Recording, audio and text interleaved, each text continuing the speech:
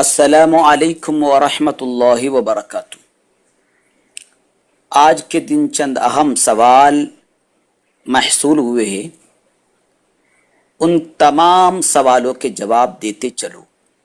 ایک سوال یہ ہے، کیا قربانی کے ایک بڑے جانور میں بعض لوگ قربانی اور بعض لوگ عقیقے کی نیت سے شامل ہو سکتے ہیں؟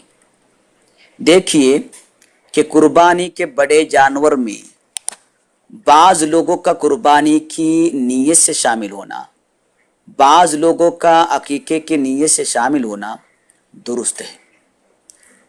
اس میں کوئی قباحت نہیں، برائی نہیں۔ اس صورت میں جس نے قربانی کی نیت کی اس کی قربانی ہوگی، اور جس نے عقیقے کی نیت کی اس کی طرف سے عقیقہ ہوگا۔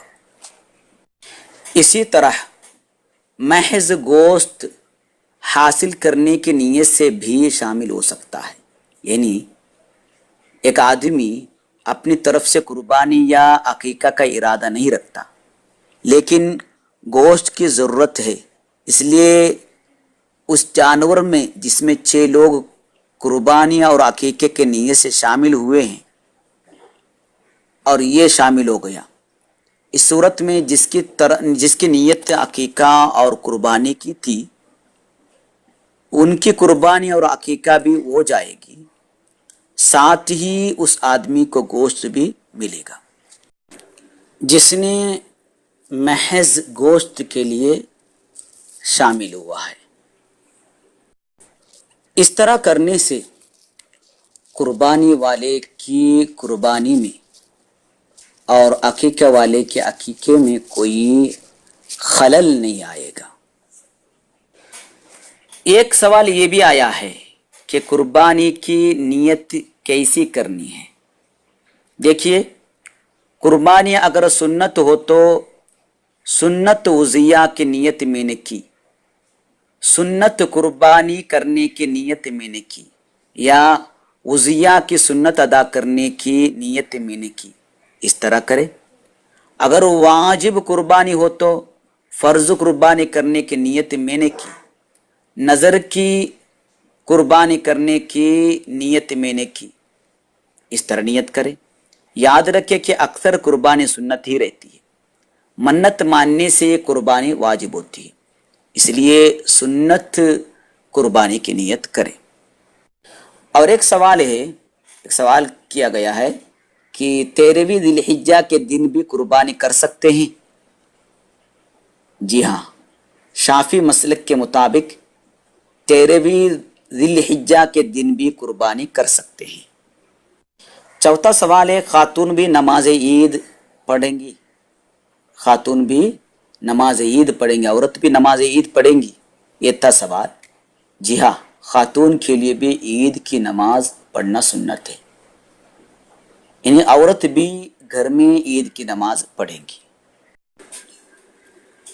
ایک سوال یہ بھی آیا ہے، عرفہ کے دن اور اس کے بعد 4 دن تکبیر کہی جاتی ہے، تکبیر تشریق، کیا یہ واجب ہے؟ دیکھیے، عرفہ کے دن اور اس کے بعد 4 دن جو تکبیر پڑھی جاتی ہے وہ سنت ہے، واجب نہیں، سنت ہے۔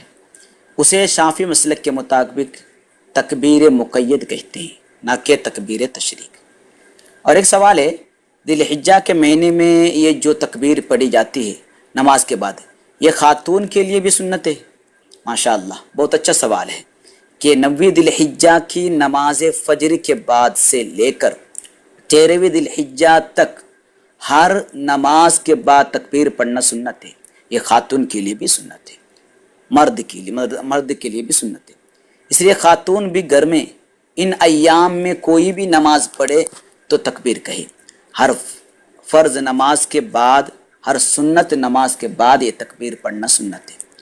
فجر کے پہلی 2 رکعت نماز ہے، اس کے بعد بھی تکبیر کہیں گی، اور ظہر کے پہلی والی 2 رکعت اور 2 رکعت کے بعد تکبیر کہیں گی، بعد والی 2 رکعت 4 رکعت اور 2 رکعت کے بعد تکبیر کہیں گی، اور عصر کے پہلے کے 4 رکعت 2 رکعت اور 2 رکعت کے فوراً بعد تکبیر کہیں گی۔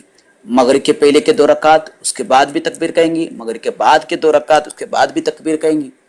اور اسی طرح عشاء کے بعد 2 رکعت سلام پھیرتے ہی تکبیر کہیں گی، عشاء کے پہلے بھی 2 رکعت سلام پھیرتے ہی تکبیر کہیں گی۔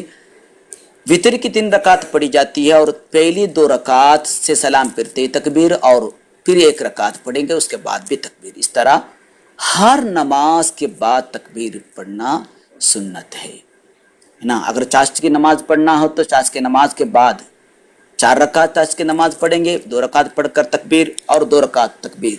8 رکعت مکمل پڑھنا چاہے تو ہر 2 رکعت کے بعد تکبیر۔ اسی طرح وطر کی نماز 11 رکعت تک بھی پڑھ سکتے ہیں، ہر 2 رکعت کے بعد تکبیر۔ اس طرح سلام پھیرتے ہی کوئی بھی نماز ہو، سلام پھیرتے ہی تکبیر سنت ہے۔ واللہ ورسولہ عالم۔